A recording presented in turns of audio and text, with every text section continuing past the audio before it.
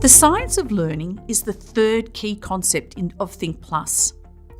Through the neuroplasticity section of the journey, teachers and students gain an understanding of what happens in their brain when they learn. That our brain is constantly changing, wiring and rewiring as we experience life. But how do we optimise our learning? The science of learning explains the best ways to learn. How to pay attention, the best ways to study, what type of practice is most effective. It's about learning how to learn and is based on years of neurological and educational research. It provides very practical ways to learn efficiently and effectively.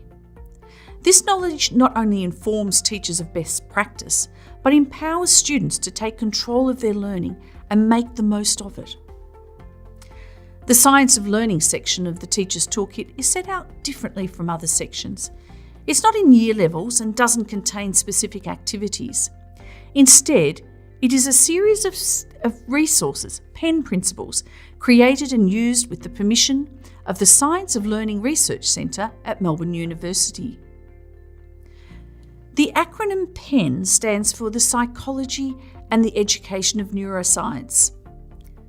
It combines research findings from these three areas to create the most valuable resources for both teachers and students. For each principle, there is a video, a podcast, and a fact sheet. Some of the videos have activities you can use to demonstrate a principle to your students. Students, particularly older ones, want and need scientific proof behind what we often ask them to do.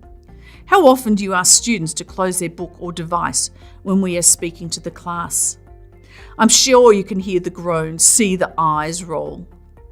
But showing them the science behind why we request this really helps them understand the importance of paying attention. PEN principle number 1, written and spoken word do not mix. They are learning how to learn.